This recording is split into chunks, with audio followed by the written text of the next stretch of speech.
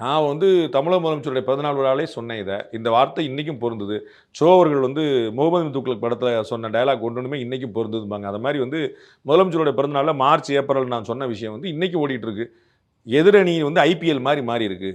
எந்த டீம்ல எந்த பிளேயர் வராருன்னே தெரியல. விளையாடுற எல்லா பிளேயருடைய கேமும் வந்து டிஎம்கேக்கு சாதகமா அமையுது. அவ்வளவுதான். நீங்க பார்த்திருப்பீங்கல்ல, கொல்கத்தா தோத்து, பாம்பே ஜெயிச்சு, மெட்ராஸ் விழுந்து அப்படி பார்த்தா பூனே ஜெயிச்சிருவாங்கன்னு சொல்லுவாங்க. ஏதோ ஒன்று அதான் பூனே ஒண்ணுமே செஞ்சிருக்க மாட்டாங்க. இவங்க எல்லாம் பண்ணிட்டு இருக்க வேலையில அது ஒன்று ஜெயிக்கும். அத மாதிரி வந்து அவர் எடுக்கக்கூடிய முடிவு பூரா திமுகவுக்கு சாதகமா இருந்தா துர்கா அம்மாவுடைய இவங்க அவங்களுடைய பிரார்த்தனை எல்லாம் பலிக்குது நம்ம வந்து நினைச்சுக்கணும் அவ்வளவுதான். வேற அவங்களுடைய தீவிரமான பக்தியா இருக்காங்க. அவங்களுடைய பிரார்த்தனை பலிக்கு நினைச்சுக்க வேண்டிய வேற என்ன சொல்ல முடியாது.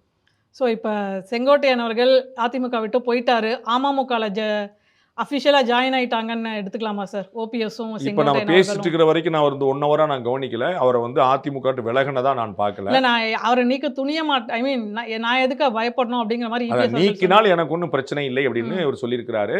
நான் நீக்கிறதுக்கு நான் தயங்க மாட்டேன்னு திரு இபிஎஸ் சொல்லியிருக்கிறாரு. இன்னைக்கு நீக்க மாட்டாங்க, நாளைக்கு நீக்குவாங்கன்னு நினைக்கிறேன். அதுவுமே அவங்களுக்கு ஒரு ஷோ காஸ் நோட்டீஸ் அனுப்ப உங்களுக்கு நினைவில் இருக்கும். திரு செங்கோட்டையன் அவர்கள் 10 நாள் கழிச்சு சைலண்ட் ஆயிடுவார், வேறு எதுவும் செய்ய மாட்டார்னு நான் சொல்லியிருந்தேன். அதுக்கப்புறம் அவர் சைலண்டாக தான் இருந்தால் பார்க்குறோம். பின்னாடி இந்த வேலையில் நடந்துட்டு இருக்குன்னு நம்ம கவனிக்கிறோம். ஸோ எப்போ எந்த ஆக்ஷன் எடுப்பாங்க அப்படிங்கிறதுல ஒரு கணக்கு இருக்குது. அப்போ நாளைக்கு வந்து செய்யலாம். பட் எகைன் திரு செங்கோட்டையன் வந்து சீனியர் மோஸ்ட் அப்படிங்கிறனால அந்த பக்கம் பலம் கொஞ்சமாக கூடிகிட்டே போதுங்கனால இது வந்து ஒரு நீக்கமாக நேரடியாக இல்லாமல் ஒரு ஷோகாஸ் நோட்டீஸாக கூட இருக்கலாம். அது வந்து நாங்கள் உங்களை வந்து ஏன் சஸ்பெண்ட் பண்ணக்கூடாது, கட்சியிலேருந்து ஏன் நீக்கக்கூடாதுன்னு ஒரு இருக்கலாம். அது என்ன ப்ராசஸ் பண்ணாங்க எனிஹவ் தேர் டிட்டாச்ட், அதில் வந்து ஒன்றும் குழப்பம் இல்லை. ஸோ இவர் ரிசைன் பண்ணாரா இல்லையா அப்படிங்கிறது இல்லை.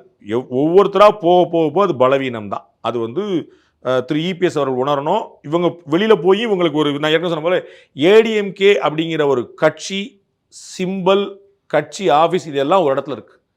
அது ஃப்ரீஸ் ஆச்சுன்னா என்ன ரிசல்ட்னு யாருக்கும் சொல்ல வேண்டியதே இல்லை. அதுக்கு ஒரு பாதிப்பு ஏற்பட்டுச்சுன்னா அதுக்கும் அதே தான் கதி.